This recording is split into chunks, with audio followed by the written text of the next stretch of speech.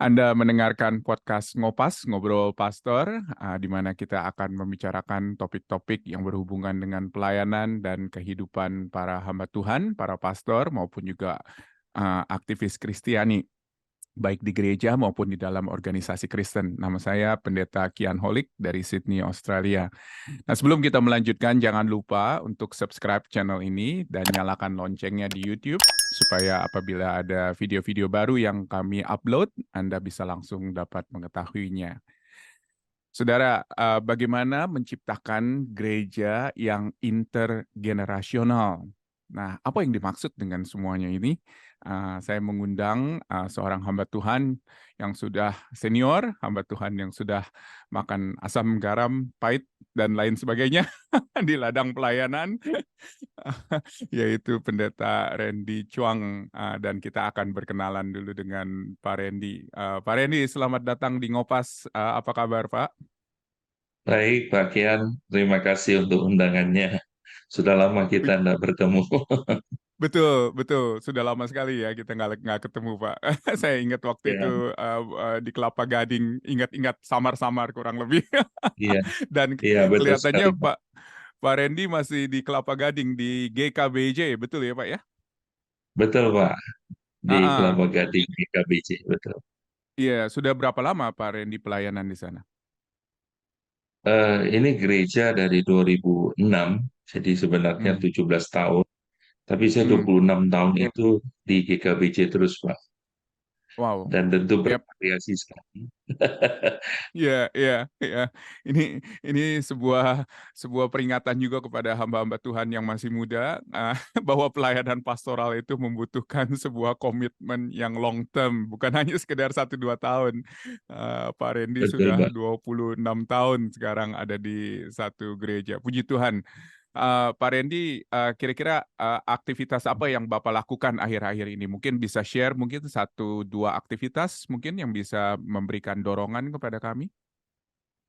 Ya, selain dalam pelayanan di sinode sih Pak, karena saya pelayanan gembala di GKBJ Kelapa Gading dan kami baru tahun ini Tuhan percayakan untuk memulai 2 pos Hmm, gereja yang memang semua itu karena kasih karunia Tuhan dan hmm, kami hanya menjaga Tuhan sendiri yang menolong kami, mendorong kami untuk bekerja ya untuk bagian ini Tuhan titipkan, Tuhan percayakan. Ya, hmm, saya hmm, bersyukur memberi semangat baru setelah masa hmm, pandemi. Masa pandemi hmm. itu masa-masa juga saya yang sama dengan Pak Kian itu sering juga mengudara dalam arti podcast seperti begini, ya sharing-sharing dan memberkati banyak orang tentunya. Iya, Demikian iya. juga saya mengudara, artinya terbang Pak. Bulan September 2020 saya sudah terbang ke Iya, mana-mana, dan puji Tuhan, Tuhan iya. lindungi sih. Itu luar Hmm. biasa.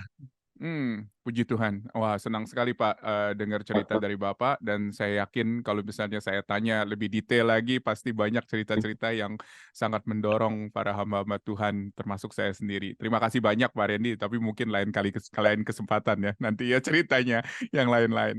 Nah, Pak Randy, kita akan bicara satu topik yang sangat menarik.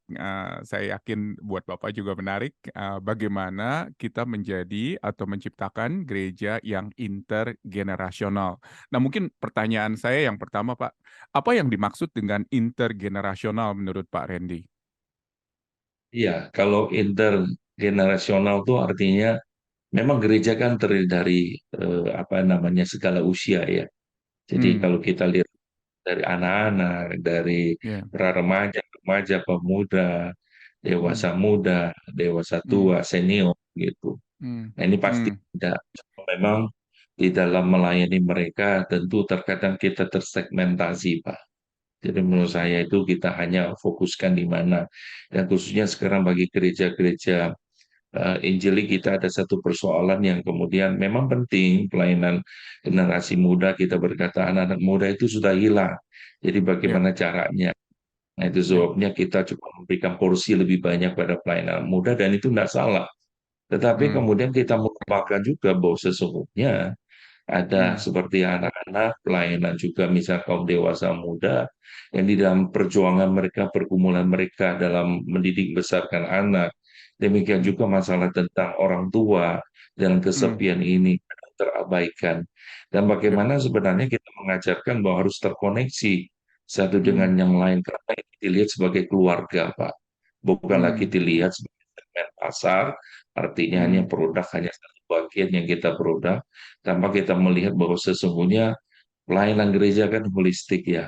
Itu yang yeah, saya lihat. yeah, Dan itu hmm, bukan berarti kami sudah mengerjakan hmm, baik, Pak, sempurna. Kita bergumul hmm, untuk hal ini, sehingga hmm, saya memikirkan bagaimana dengan hamba Tuhan, saya bilang kita melayani dan kita bisa pelayanan ministry, kita ada intergenerational gitu. Tadi satu kata yang saya ingat sekali yang berkesan adalah holistik ya. Jadi saya rasa memang ini identik sebetulnya dengan gereja karena Tuhan Yesus sendiri di dalam dia memanggil para murid, dia juga mengingatkan para murid bahwa ada anak-anak yang di sekitar mereka, di mana anak-anak ini adalah sebetulnya pelayanan yang utama dan harus belajar kita kepada anak-anak, betul ya Pak? Betul sekali, Pak. Jadi kalau saya lihat misalnya, sangat menarik kalau kita lihat di dalam perjanjian lama pun, Hmm, ketika hmm, Tuhan mengatakan, aku adalah Allah Abraham, Ishak ya, dan Yakub. Kalau ya, tiga hal ini disebut dari Tuhan, Tuhan nggak bilang saya hmm, adalah Allah Abraham, enggak. Tuhan nggak juga bilang aku Allahnya Yakub, tapi Tuhan hmm, bilang aku adalah Allah dari Abraham, Ishak hmm, dan Yakub. Kenapa hmm, Tuhan bicara ini terus-menerus? hmm, Tuhan berbicara hmm, bahwa ini adalah Allah yang memang Allahnya Abraham, Allahnya ya, Ishak, Allahnya Yakub gitu. hmm, Dan kita hmm, jangan memikirkan bahwa ini cuma Allah dari generasi tua. Sebaliknya tidak bicara juga ini Allah generasi muda saja. Ya, saya mulai ini luar biasa memperkenalkan ya, diri. Luar biasa Tuhan bicara tentang hal ini, Pak Kian. Jadi saya ya, bilang ya, suatu hal yang penting dan suatu hal yang serius harus kita pikirkan. Bagaimana kita memperkenalkan memang Allah Abraham, Ishak dan Yakub seperti itu, Pak ya. Kian. Iya, betul, betul. Jadi ketika kita menjadi gereja pun juga kita boleh menjadi gereja bukan hanya untuk angkatan kakek neneknya, tetapi untuk angkatan orang tuanya, untuk angkatan anak-anaknya, dan untuk kalau bisa angkatan cucu dan cicit. Saya nggak tahu ada berapa generasi yang paling banyak nih di GKBJ Kelapa Gading. Iya, iya, Pak. Banyak gereja kadang ya bersyukur bisa 3 generasi gitu. Iya, Ya iya, tidak banyak iya, yang 4 generasi iya, memang, tapi kita bersyukur kalaupun ada 3 generasi. Seringkali hanya memang satu generasi dan generasi iya, yang muda biasanya mereka pergi iya. ke tempat yang menurut mereka ini lebih sesuai gitu. Betul, betul. Walaupun juga ya Pak ya seringkali ya kalau kita mau bicara jujur ya, ada suara-suara negatif gitu ya yang berkata bahwa ini gereja keluarga begitu ya. Jadinya atau Ya, gereja gereja yang mungkin engkongnya ada di sana, anaknya ada, cucunya ada dan semuanya ada. Tetapi saya rasa dari apa yang Pak Randy katakan kepada saya ini ada sisi positifnya justru di sini, Pak. iya, karena kalau kita bicara gereja, Pak, ya Hmm, apa salahnya? Gereja memang family, Pak, keluarga. iya, Dan betul. saya berpikir bahwa unit terkecil dari gereja itu Iya. memang keluarga.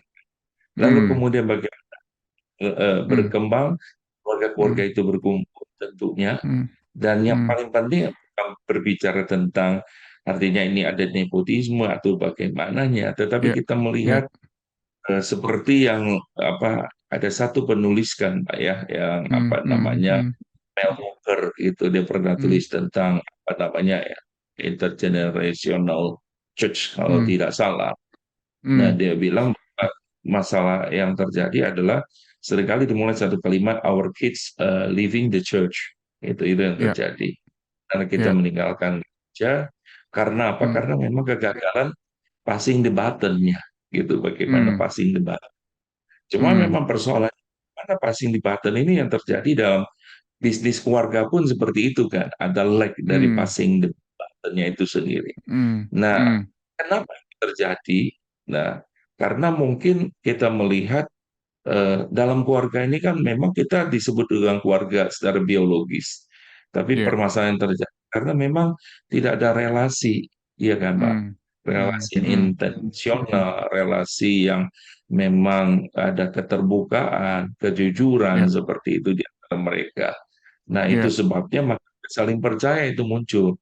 Dan kalau hmm, itu misalnya ada masuk ke dalam gereja seperti itu, saya hmm, pikir ya gereja kan bukan bicara tentang jumlah ya, Tapi disitulah terjadi, wah kita satu keluarga.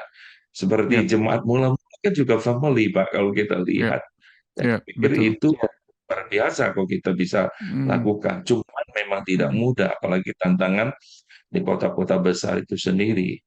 ya, Berarti ya, sesungguhnya keluarga kalau bicara tentang intergenerasional itu berbicara pertama harus mulai dari memang keluarga harus diperhatikan. Lalu kemudian gereja itu sebagai keluarga. Itu hmm. menurut saya sih Pak, ya begitu.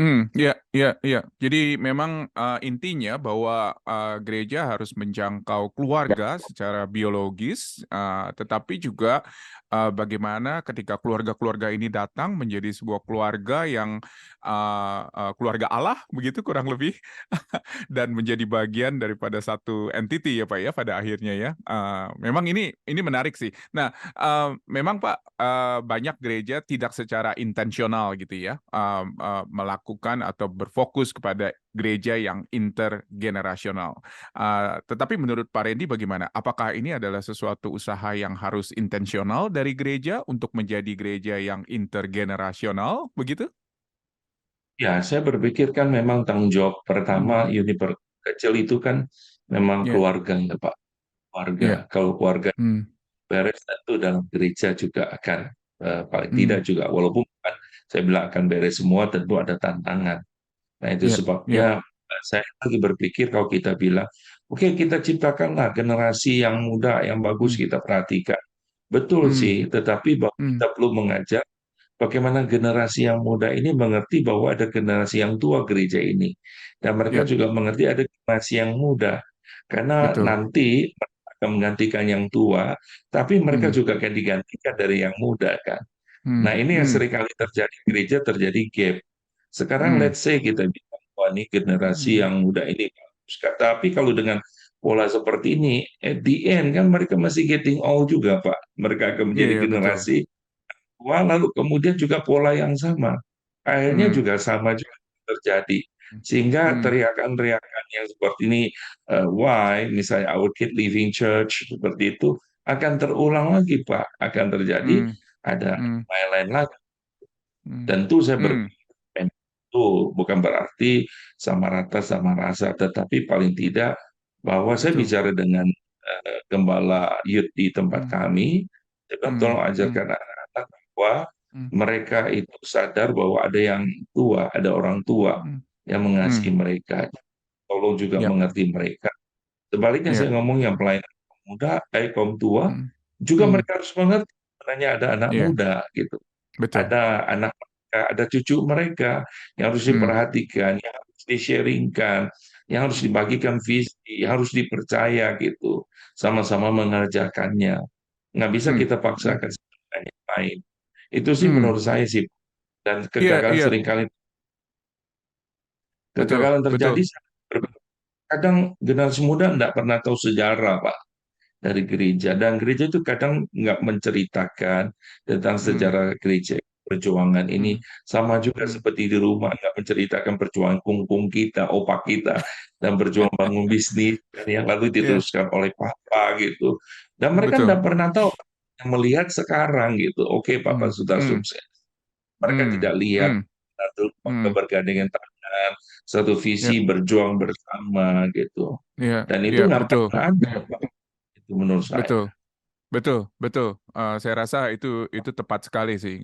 Dan juga bagaimana kita secara intensional, tetapi seperti yang tadi Pak Randy katakan, bagaimana generasi tua boleh mengerti generasi muda dan kebutuhan-kebutuhannya seperti apa dan bisa mengakomodir tentunya, dan juga bagaimana generasi muda bisa bekerja sama dengan generasi yang tua untuk tahu juga sebetulnya kebutuhan dari generasi tua seperti apa, dan bagaimana mereka itu adalah orang-orang yang mengasihi gereja dan mengasihi juga generasi yang muda. Saya rasa ini penting, harus ada usaha intensional ya Pak ya, kelihatannya ya dari Iya, semua semua generasi ini untuk menciptakan gereja intergenerasional. betul sekali, Nah, Pak. Iya, nah memang ya selalu ada benefit, ada kekurangan mungkin ya Pak ya. Saya nggak tahu apakah menurut pandangan Pak Randy ada kekurangan juga, ada benefit, ada kekurangan dari gereja intergenerasional ini. Nah, kira-kira Bapak melihatnya seperti apa? Lebih banyak benefitnya kah, atau lebih banyak kekurangannya, ataukah seimbang begitu? Bagaimana menurut Pak Randy? Iya, kalau tergantung Pak, misalnya orientasi kita kan berbicara tentang, menurut saya kalau kita memahami Hmm, pemuridan itu ya, eh, seperti apa begitu. hmm, Bagi saya memang seperti Pastor Edmond Chan kan bilang bahwa yang penting memang berbicara tentang hasil yang tetap kan, the certain ya, kind itu sendiri. Jadi hmm, kalau memang kita berbicara mode serta kain, pasti kita berbicara tentang warga yang memang dibina, lalu kemudian secara personal, warga-warga gereja-gereja itu memang mereka adalah orang-orang yang memang terkonek satu dengan yang lain. Kecuali memang kita melihat ya gereja ini pokoknya memang kita kejar ada jumlah sebanyak-banyaknya. Dan kalau menghadirkan jumlah seperti itu menurut saya sih hmm, tidak sulit sih Pak. Karena ya, memangnya kalau misalnya kita buat seperti konser dan beberapa ini juga pasti akan banyak orang yang hadir gitu. hmm, Tetapi hmm, saya berpikir bagaimana dengan gereja-gereja yang biasa-biasa saja dalam kapasitas kemampuan mereka yang ya, terbatas? Bisa nggak mereka betul. tuh gereja yang berkenan kepada Tuhan? Bisa menurut saya. Hmm, Yaitu menurut saya memang mereka hmm, membina antar generasi keluarga-keluarga yang memang lahir untuk hmm, mencintai Tuhan. Dan banyak hmm, sekali saya pikir hmm, gereja-gereja yang juga melahirkan hamba-hamba Tuhan yang mencintai Tuhan, tetapi hmm, dari tempat daerah yang biasa-biasa saja. Seperti itu mereka hmm, menjalankan panggilan amanat agung itu sendiri ya Pak. Tentu hmm, hmm, panggilan hmm, apa hmm, memuridkan itu sendiri hmm, yang terjadi. Jadi hmm, menurut hmm, saya sih balik hmm, kita sebagai hamba Tuhan mesti jujur akan panggilan kita, mengerti apa yang Tuhan mau itu sendiri gitu. Memang ya, sebagai gembala kita kan tertantang juga memang untuk jumlah gitu ya. Kita mengejar jumlah. Memang tidak hmm, salah akan hal hmm, ini. Tetapi hmm, mari kita mulai suatu yang setiap ada yang kecil kan, nanti perkara yang besar Tuhan akan tambahkan. Itu sih hmm, menurut saya. Maka saya bilang bahwa apakah kita mimpi dengan hamba Tuhan ini rekan-rekan saya apakah kita akan jadi apa namanya mega church. Saya bilang hmm, rasanya bukan panggilan kita untuk menjadi mega church, tapi kita hmm, hmm, bagaimana jadi gereja yang memang disitulah seperti keluarga, dan memang di hmm, situ ketika keluarga, ketika kita ada sulitan, ketika kita ada masalah at the end, orang akan kembali pada keluarga Pak.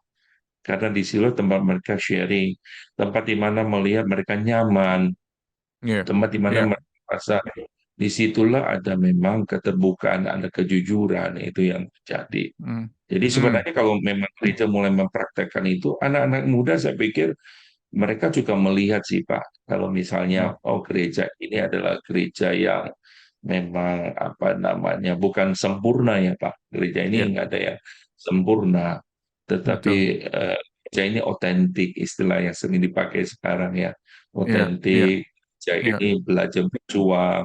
Yang ya, generasi tua juga misalnya hmm, mengatakan ya memang kami punya rindu seperti kami nggak tahu bagaimana mengerjakan, boleh nggak bantu kami?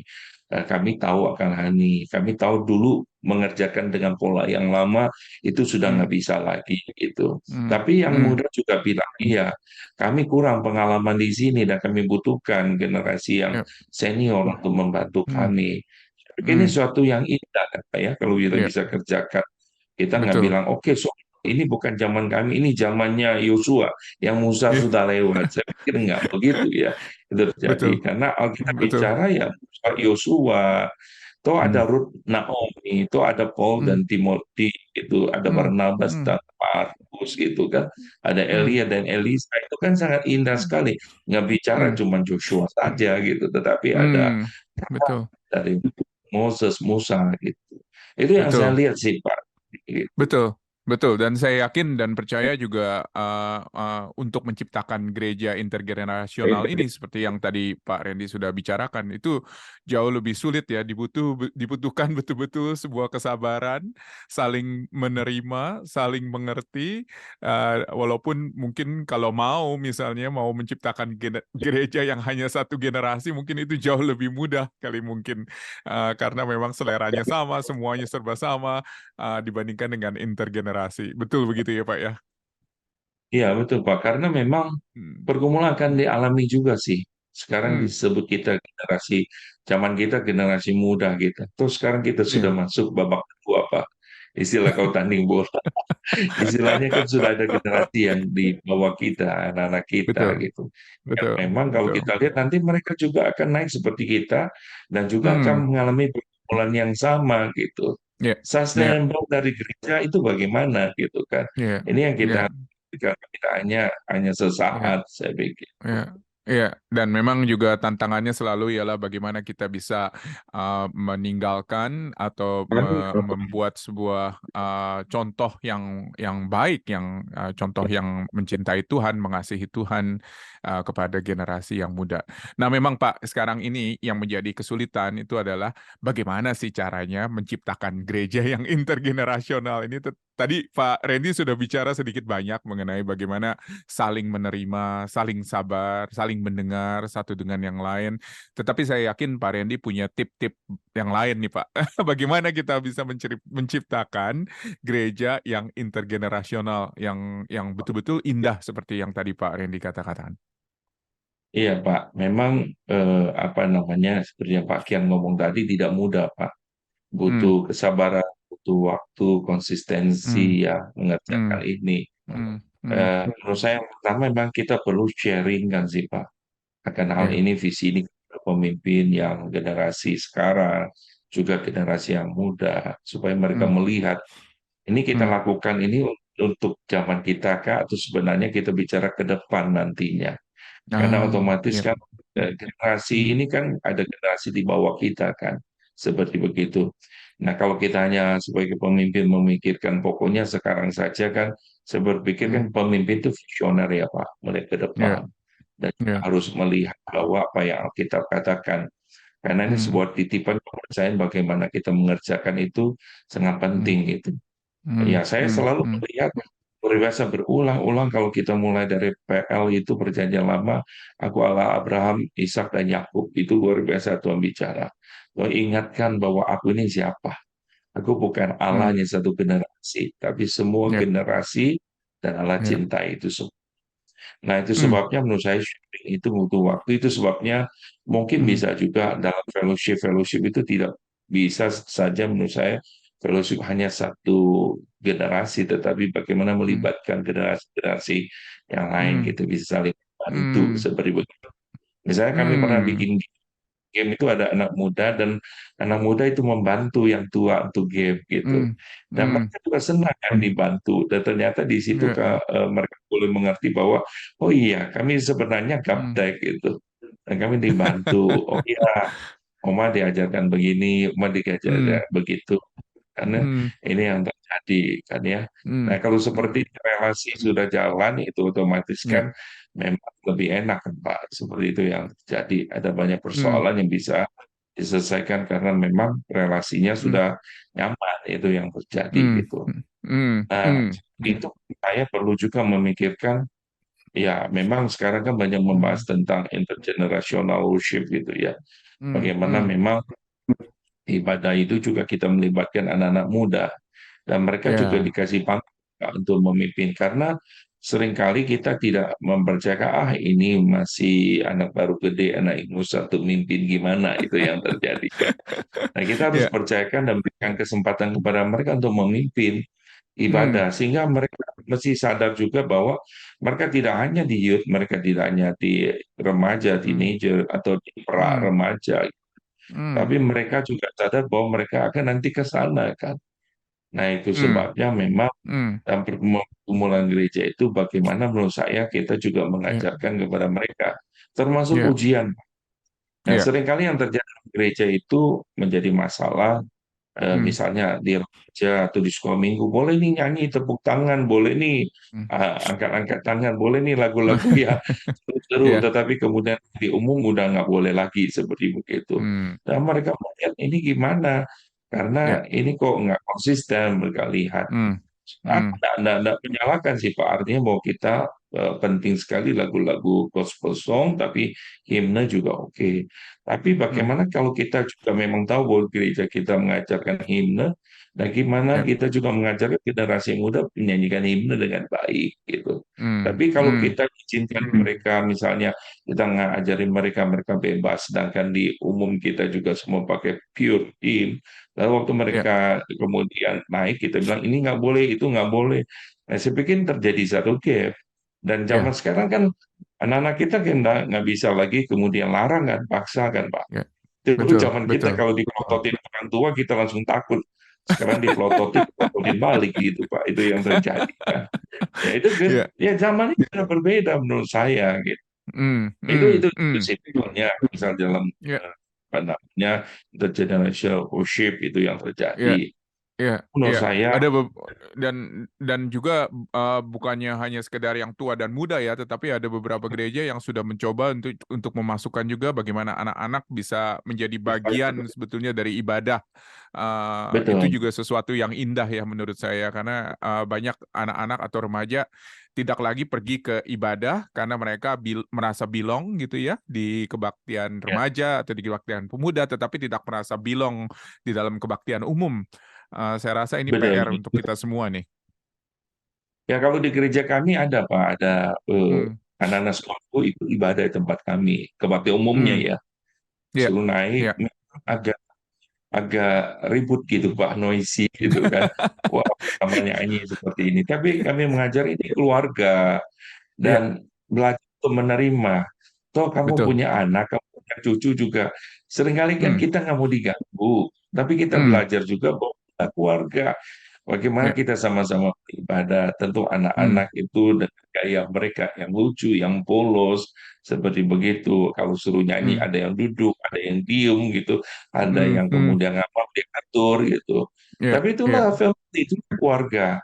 Ya kan Hmm. Tuhan juga Hmm. berkenan gitu kan. Kalau di sini kita mulai ciptakan, udah kita melihat, jangan Hmm. kita hanya memikirkan kepentingan kita di situ. Wah, Hmm. mengganggu Hmm. males sekali ibadah ada Hmm. ribut dan sebagainya. Tapi Hmm. lihatlah bahwa mereka-mereka itu akan menjadi tonggak ya pemimpin-pemimpin gereja nantinya gitu. Dan Betul, biarkanlah betul. juga mereka berproses. Toh dulu kita juga seperti itu kan.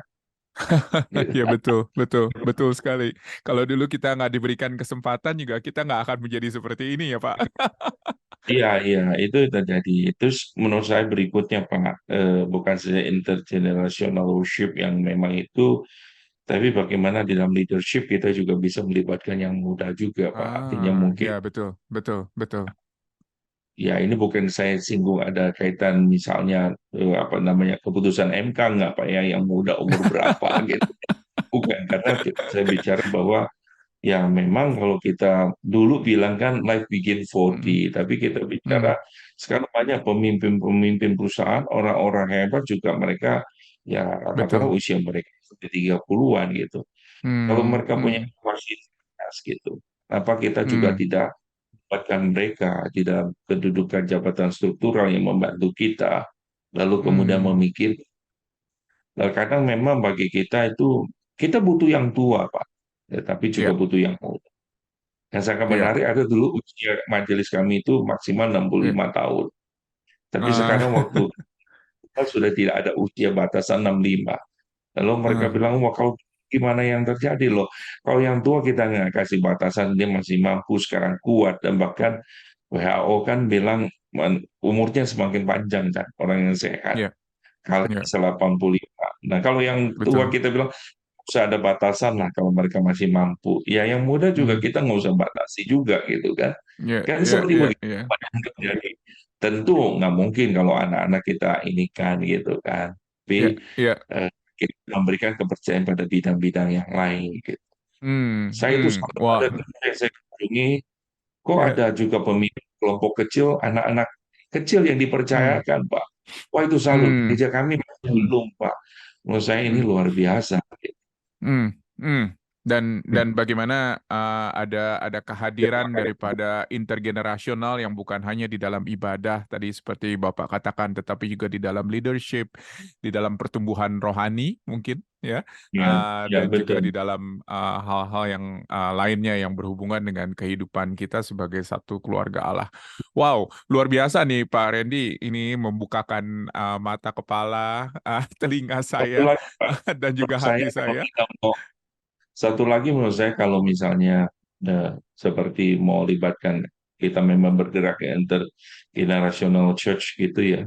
Iya, Paling iya. tidak menurut saya beberapa aktivitas kegiatan misi, saya pikir mereka harus dilibatkan Pak, supaya mereka melihat. Ya, betul, Jadi tidak melihat hanya di dalam, karena memang dalam kapasitas usia mereka muda kan mereka taunya memang hanya sekelompok bagian mereka zaman mereka gitu dan mereka betul. perlu melihat keluar.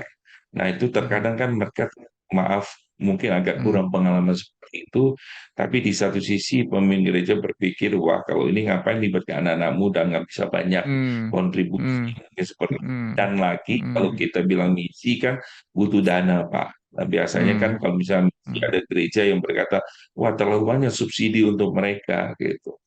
Nah, menurut saya kita harus coba berpikir dengan untung dan rugi kita pakai. Ya, Tapi ya, bagaimana mereka kita ajak untuk libatkan, untuk ya, melihat. Nah, ya. kita melakukan nih gereja kami, Pak. Kami setiap misi Hmm, ajak anak muda yang hmm, terlibat. Kita hmm, subsidi. Nah, hmm. ternyata mereka pulang dan mereka mengobarkan api, semangat gitu ya. Dan Puji mereka Tuhan. bilang, wow, Hmm, luar biasa. Dan malah mereka dibakar dan mereka bilang, kita terlalu nyaman. Dan mereka mulai hmm, bisa sharingkan. Jadi kalau di hmm. antara mereka berbagi kepada rekan sesama akan berbeda dengan kita, Pak, yang berbagi. Betul, Saya melihat betul oh, sekali. gerakan kita harus libatkan secara holistik karena keluarga. Itu sebabnya saya senang sekali saya bilang gini, oke bagaimana kalau kita mengadakan mission, vocation, and mission gitu loh. Jadi Hmm, ada jalan-jalan hmm. keluarga, tapi juga ada misi bersamanya. Nah ini sih Oh. Pak, saya memikirkan bagaimana kita coba menggerakkan ke sana gitu. Ya, ya, wow, sebuah visi yang sangat indah sekali, visi yang sangat holistik, dan visi yang memang saya yakin dan percaya sesuai dengan apa yang Allah inginkan dengan gerejanya. Wow, saya dibukakan sekali nih Pak pada hari ini. Terima kasih banyak nih Pak Randy. Ini pembicaraan Makasih, awal Pak. saya yakin banyak follow up pembicaraan lainnya. Karena tentunya banyak yang tertarik ini untuk tahu lebih lagi secara praktis mungkin bagaimana membuat ibadah yang intergenerasional, bagaimana tadi misi, tadi Pak Randy hanya memberikan sekelumit saja contoh-contohnya, tetapi saya yakin ini perlu kita gali lebih lanjut. Tapi waktu sudah membatasi kita nih Pak, mohon maaf, tidak terasa sekali. Tapi saya bersyukur sekali buat pembicaraan kita. Kalau misalnya ada sebuah closing statement yang Bapak ingin berikan, mungkin satu kalimat. Kira-kira apa Pak untuk para hamba-hamba Tuhan yang menyaksikan atau mendengarkan rekaman kita? Saya pikir pelayanan kita ada pelayanan holistik yang dimulai dengan keluarga dan Hmm, relasi itu Pak, sehingga hmm, menciptakan hmm. nanti ibadah apa gereja kita adalah gereja intergenerasional gitu. Amin. Wow, ini sebuah PR bagi kita semua. Pak Randy, terima kasih banyak untuk waktunya. Senang sekali Pak Randy bisa mengisi di Ngopas dan jangan bosen nanti kalau saya undang lagi. Tapi sekarang ini boleh minta dengan hormat untuk Pak Randy menutup pembicaraan kita di dalam doa dan tolong doakan untuk para hamba-hamba Tuhan yang mungkin gerejanya masih belum menciptakan gereja intergenerasional atau bergumul di dalam menciptakan gereja seperti ini untuk bisa memiliki kreativitas dan juga ilham dari Allah begitu ya, kreativitas dan kemungkinan-kemungkinan dan mencoba untuk melakukannya. Tolong Pak bisa tutup kita dalam doa. Baik Pak Ian, mari kita berdoa. Tuhan Yesus, terima kasih untuk perbincangan kami. Kami tahu Tuhan ini karena anugerah dan kebaikan Tuhan.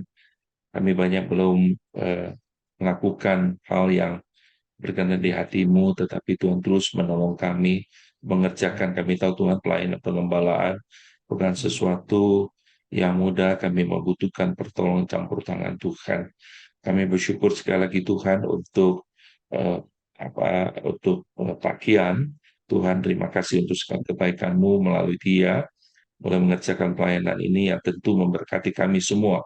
Hamba Tuhan, para pemimpin-pemimpin di gereja dimanapun berada. Kami berdoa kiranya Tuhan Kau memberkati, Tuhan memimpin, kami berdoa berikan kekuatan, hikmat bijaksana kepada setiap kami Tuhan, agar kami dapat mengerjakan pelayanan yang bisa menjangkau intergenerasi.